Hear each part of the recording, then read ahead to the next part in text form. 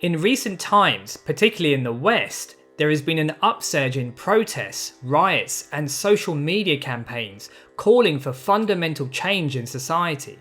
There is enormous frustration and pent-up rage. Activists declare that we need a revolution, one that sets the record straight and rebalances the horrors of history. But what does Hinduism have to offer to the idea of social justice in these contemporary times? In the first chapter of the Gita, we hear the lamentation of Arjuna. After incessant persecution from his cousins, he is finally ready to fight and vanquish the enemies who have oppressed him and his brothers. But unexpectedly, he becomes overwhelmed with compassion. He wonders, how can it be righteous to kill one's own family for the sake of a kingdom? How can we justify war on the basis of greed? Will we not be cast down into lower realms of existence after death? Surely, he argues, it would be better to lie down on the battlefield unarmed and let one's enemies have their way. Krishna stays silent and allows Arjuna to pour out his fears and grievances, but then he states, "While speaking learned words, you are mourning for what is not worthy of grief. Those who are wise lament neither for the living nor for the dead." Krishna does not indulge Arjuna's emotions and his false sense of compassion, but instead teaches that his series of arguments appear well reasoned but are not based on Dharma. His point is that when we are filled with emotion, we can often use all kinds of reasoning to justify our ends. Arjuna does not want to fight, and so puts together a variety of seemingly logical positions to validate his cause. It is this predicament that we should be careful of falling into. When our feelings have been agitated, it is easy to create justifications that satisfy a quick, emotional response. In his Yoga Sutras, Patanjali states, "Understanding our samskaras gives us an insight into our past conditioning." Samskaras are psychological impressions that influence and control our behaviour. They can be positive or negative. Our upbringing, environment, and the many experiences in this life and in earlier lives all leave their mark on our subconscious. Without us realizing it, they colour the way we see the world. They amplify our emotions and make us extra sensitive or insensitive to what we see around us. A wealthy, privileged upbringing could, for example, make us lack empathy for those around us who are suffering.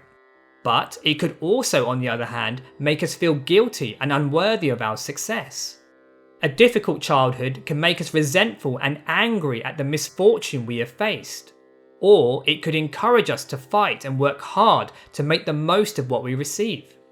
Samskaras are seeds in our psyche formed from past experience and provide the lens through which we see the world.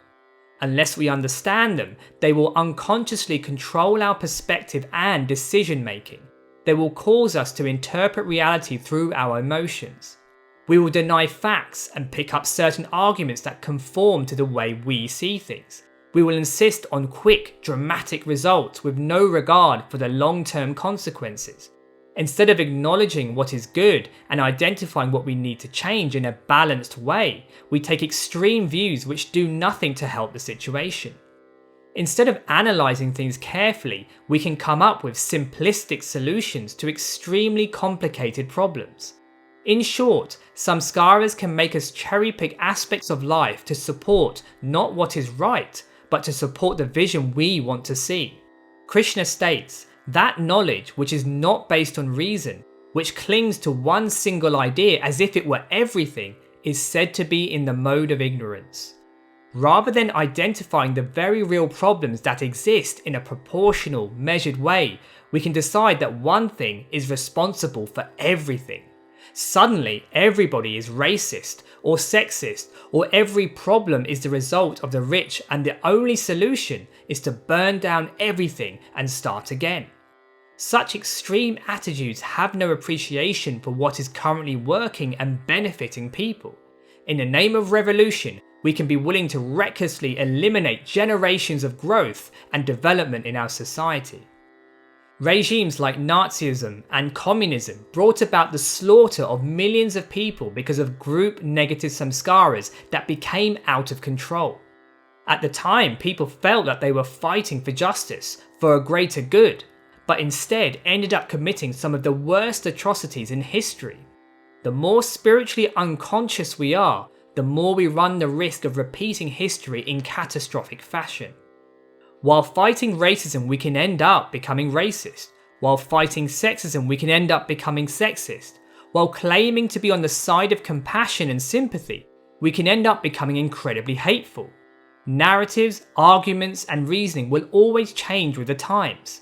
Negative samskaras, however, can disguise themselves within any number of seemingly acceptable stories that our thoughts and emotions can justify. But their effects are always the same: division, destruction, and suffering. Much of the fuel for anger comes from historical grievances. There is no doubt that there have been appalling atrocities that have been committed. The consequences of British colonial crimes in India, for instance, were truly horrific. It is important that they are taught and openly acknowledged, but at the same time, this should not be used as a way of abusing a current generation that had no hand in these events. The sins of the father cannot be visited upon the son. It is easy in a 21st century society to condemn those in the past, but in doing so we should bear in mind what kind of values were seen as the norm during that time. Today, for instance, most people participate in the cruelest of acts against animals just to satisfy their palate. When people eventually wake up to the gravity of these crimes in decades to come, would it be fair to judge everyone who ate meat today as nasty, heartless individuals, or perhaps just people who are a naive product of their times? All aspects of a nation's history need to be openly recognised and integrated into our identity. We are where we are because of the sins and merits of our past. Rather than harbouring bitterness and stoking division today, we should learn and search for a greater future together.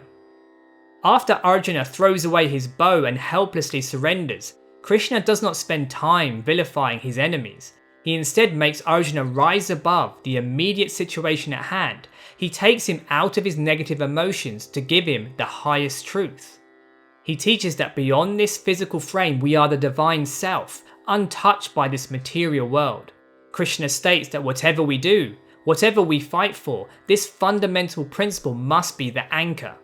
There are clear differences between us that should be acknowledged, but beyond race, nationality, gender or sexuality, we are the Atman, eternal and transcendent. It is good to have passion and enthusiasm for our cause, but beneath this we should rest in the truth of who we truly are. It is this lack of spiritual knowledge that leads to societal chaos. The Gita declares, "The one in the mode of ignorance takes unrighteousness to be righteousness. They are under the spell of illusion and darkness and strive always in the wrong direction." If we do not have spiritual knowledge, we can always fall victim to false narratives. We can believe we are fighting for a righteous cause when in fact we could be doing completely the opposite. Without an understanding of the divine and transcendent, we can easily get swept away with the herd and start passionately championing causes that are not beneficial. We can forget who we are and lose touch with the meaning of life. Decades ago, after famously proclaiming that God is dead, Nietzsche predicted with regret that humanity would have to invent new ways to feel alive. He understood that once we gave up on God, we would have to make up all kinds of pseudo-sacred causes to replace him. Humans need a divine purpose, and when the true source of that divine purpose is removed, we end up creating cheap imitations of it. We conjure up new causes or take old ones to an extreme. They galvanize our emotions, but they do not nourish our soul. The teachings of the Gita and Patanjali are fundamentally about personal responsibility. If we really want to love and help the world and take on social injustice, we need to master ourselves as much as possible. When Krishna tells Arjuna to fight, he does not merely arm him with words and slogans that fuel his feelings, but with transcendent spiritual knowledge that helps him rise beyond his limited thinking. He gives him the whole cosmic picture and urges him to surrender and be a servant of God. The closer we as individuals can move to this state, the more we will see reality as it is, not as we think or hope it might be. Spiritual knowledge and practice makes us qualified, sincere, and honest in creating change. If we truly want to fight oppression, prejudice, and discrimination, we have to strive to connect with the divine. Then we will move past projecting our issues onto the world and see what people really need. We will be clear about what our Dharma is, and we can look to give real love to humanity. Many thanks for listening.